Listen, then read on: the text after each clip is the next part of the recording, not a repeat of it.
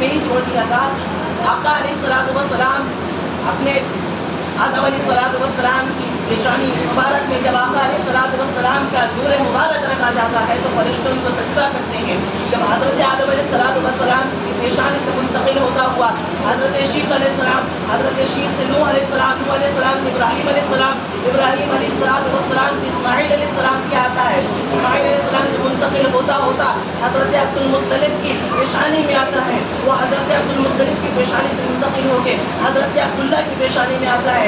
جب حضرت عبداللہ کے نکاح سیدہ آمنہ رضی اللہ تعالی عنہ سے ہوتا ہے وہ حضرت عبداللہ کی پیشانی سے منتقل ہو کے حضرت سیدہ آمنہ کی شکن مبارک میں جاتا ہے.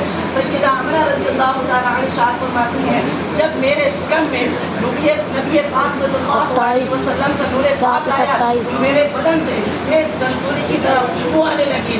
عزیزان ملت اسلامیہ سیدہ آمنہ فرماتی ہیں جب میرا لال میرے شکم مبارک میں آیا تو ہر مہینہ کوئی نہ کوئی نبی آتا اور اس کو مبارکباد دیتا کہ اے آمنہ تم بڑے خوش نصیب ہو کہ تمہاری شکم میں جو بچہ پل رہا ہے کوئی عام بچہ نہیں بلکہ امام الانبیاء ہے، سردار الانبیاء ہے. عزیزان ملت اسلامیہ اب وہ وقت قریب آ جاتا ہے جب آقا علیہ الصلوۃ والسلام کی ولادت ہونی تھی. صبح صادق کا وقت ہے. سیدہ آمنہ رضی اللہ تعالیٰ عنہ کے گھر میں اکیلی ہے.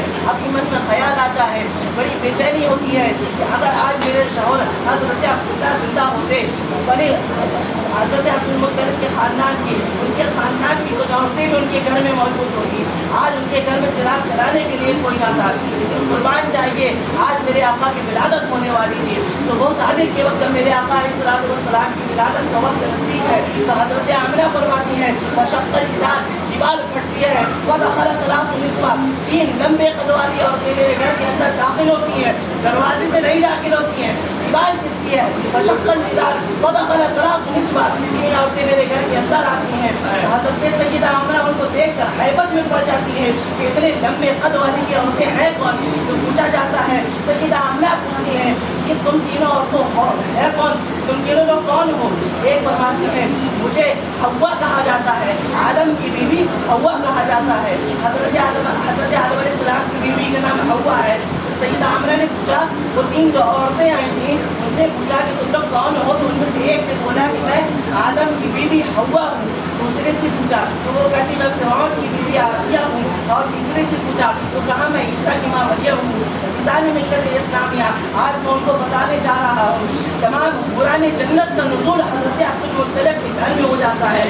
نور کا ایک غبارہ پھوٹ پڑتا ہے، تمام گھر نور سے مجلہ ہو جاتا ہے. جب میرے آقا علیہ الصلوۃ والسلام کی ولادت ہوتی ہے حضرت آمنہ فرماتی ہیں کہ مجھے اتنی بے چینی ہو رہی تھی، مجھے گھبراہٹ ہو رہی تھی. اتنے میں کیا دیکھتی ہوں ایک لال سرخ یاقوت کے دانے کی طرح ایک پرندہ آتا ہے اور میرے دل میں اپنا پر کرنے لگتا ہے جس سے میری تمام بے چینی دور ہو جاتی ہے. سیدہ آمنہ فرماتی ہیں اب مجھے پیاس لگتی ہے تو میں کیا دیکھتے ہوں میرے سرہانے ایک جنت میں ایک خوبصورت عورت ایک پیالے میں دودھ سے زیادہ سفید، مشک سے زیادہ خوشبودار اور دودھ سے زیادہ سفید پانی اور جو تھا وہ جنتی کا پانی تھا. حضرت آمنہ فرماتی ہے جب میں نے اس کو پیا تو وہ شہد سے زیادہ میٹھا تھا، مشک سے زیادہ سفید، مشک سے زیادہ خوشبودار تھا. سیدہ آمنہ فرماتی جب میں نے اس کو پیا تو میری تمام گھبراہٹ صحیح ہو گئی، تمام بے چینی دور ہو گئی. سیدہ آمنہ فرماتی جب میں نے اس کو کیا تو میرے جسم سے ایک نور بیدار ہوا.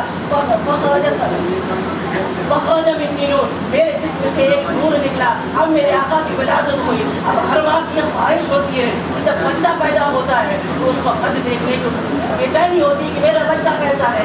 عزیزان ملت اسلامیہ سیدہ آمنہ فرماتی ہیں جب میرے آقا کی ولادت ہوئی فلما ودعته رأيته كان مقبولا مدخولا مختونا مغسولا مقصورا معطرا مطهرا كان ساجدا. سیدہ آمنہ فرماتی ہیں جب میرا بیٹا اس دنیا میں پیدا ہوا مقبولا سرما لگائے ہوئے تھا، مدخولا تیل لگائے ہوئے تھا، مختونا ختنہ کیے ہوئے تھا، مغسولا غسل کیے ہوئے تھا، مقصورا نال کٹا ہوا تھا، معطرا خوشبو لگائے ہوئے تھا، مطہرا پاک کیا ہوا تھا، کان ساجدہ سجدے میں تشریف لے گیا.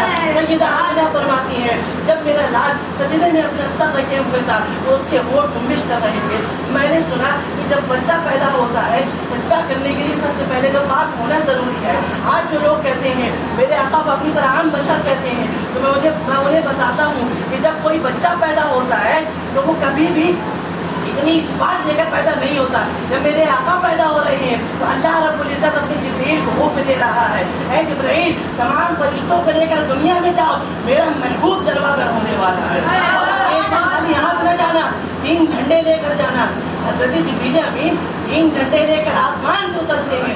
ایک جھنڈا حضرت عبدالمطلب کے گھر کے صحن میں لگاتے ہیں, ایک جھنڈا خانہ کعبہ میں لگاتے ہیں, ایک جھنڈا بیت المقدس میں لگاتے ہیں. عزیزان ملت اسلامیہ, آج میں ان کو بتانا چاہتا ہوں, جو لوگ کہتے ہیں جھنڈا لگانا کہاں سے ثابت ہے, میلاد منانا کہاں سے ثابت ہے. قرآن مقدس میں بے شک اللہ رب العزت نے ارشاد فرمایا لقد من اللہ علی المؤمنین اذ بعث فیہم رسولا, کہ ہم نے مومنوں پر احسان کیا اور ان کی بھی عظمتوں والا رسول بھی کیا.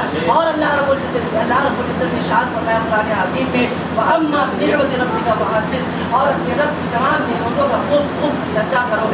اللہ رب العزت نے مومنوں پر احسان کیا, رسولوں والا رسول بھیجا, تو پتہ یہ چلا کہ ہم اللہ کے رب العزت کی نعمت کا چرچا کر رہے ہیں. یہ کسی ارے گہری کی سنت نہیں بلکہ پروردگار عالم کی سنت ہے. اسی لیے تو اعلیٰ حضرت فرماتے ہیں حشر تک ڈالیں گے ہم پیدائش سے مولا کی دور, مصر فارس نجد کے قلعے گراتے جائیں گے. آپ ہو جائے تو چل کر مگر ہم تو رضا, دم میں جب تک دم ہے ذکر کا سناتے جائیں گے. آپ دعوانا الحمدللہ.